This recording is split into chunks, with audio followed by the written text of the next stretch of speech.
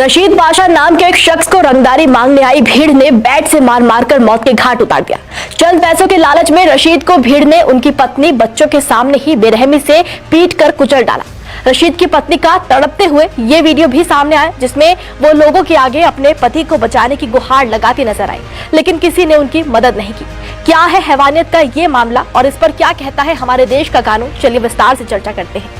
नमस्कार, हमारे खास शो ये हिंदुस्तान है संविधान से चलेगा में आपका स्वागत है और मैं हूं आपके साथ महक सादाई।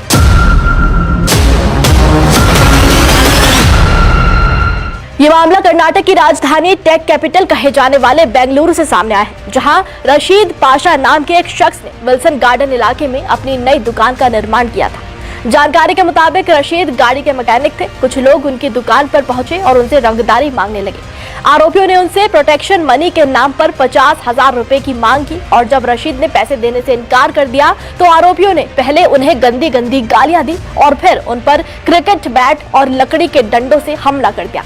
आरोपियों ने संपत्ति को लेकर भी विवाद खड़ा किया और रशीद पर वक्फ बोर्ड की जमीन पर कब्जा करने का आरोप लगाया। हालांकि रशीद ने वक्फ बोर्ड से अनुमति लेकर ही अपना गैरेज शुरू किया था। इसके बावजूद आरोपियों ने काम रोकने और पैसे देने का दबाव बनाया। जब रशीद ने इनकार किया तो उन्होंने इस वारदात को अंजाम दिया। रशीद को बुरी तरह से क्रिकेट बैट से मारा गया। इस दौरान उनकी पत्नी और बच्चे उन्हीं के साथ मौजूद थे, जो उन्हें बचाने की कोशिश करते रहे, लेकिन भीड़ ने उन्हें नहीं छोड़ा और आखिरी सांस तक उन्हें घायल कर मौके से फरार हो गए। गंभीर रूप से घायल रशीद को तुरंत अस्पताल ले जाया गया, लेकिन कुछ ही समय में उन्होंने दम तोड़ दिया।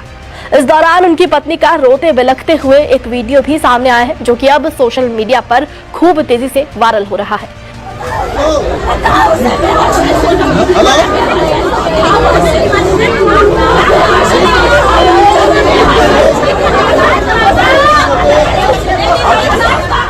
परिजनों के मुताबिक आरोपी पिछले 1 साल से रशीद को लगातार परेशान कर रहे थे और उनसे हफ्ता वसूलने की कोशिश कर रहे थे। इस मामले में विल्सन गार्डन पुलिस स्टेशन में केस दर्ज किया गया है। मामले में पुलिस ने 7 आरोपियों को गिरफ्तार किया है, जिनमें परवेज, असगर, मुनवर, समीर और अन्य शामिल हैं।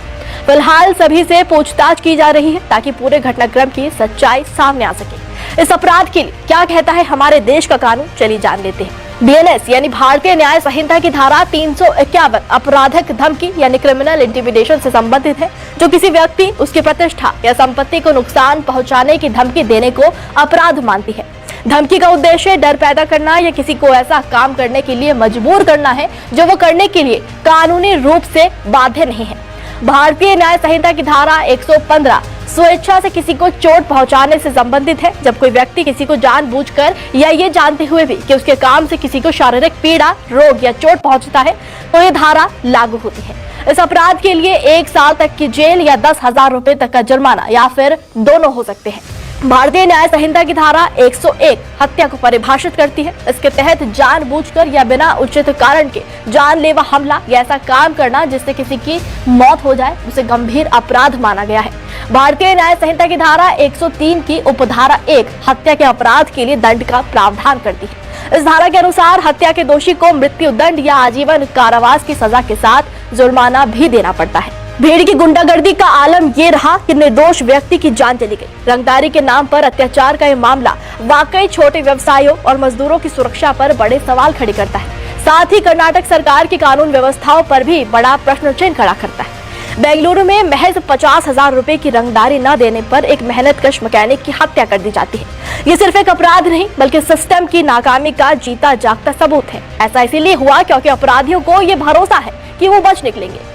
क्या स्मार्ट सिटी का मतलब सिर्फ IT पार्क और स्टार्टअप्स ही बचा है? आम जनता की सुरक्षा का कोई मोल नहीं। आप इस खबर पर क्या कहेंगे, हमें कमेंट में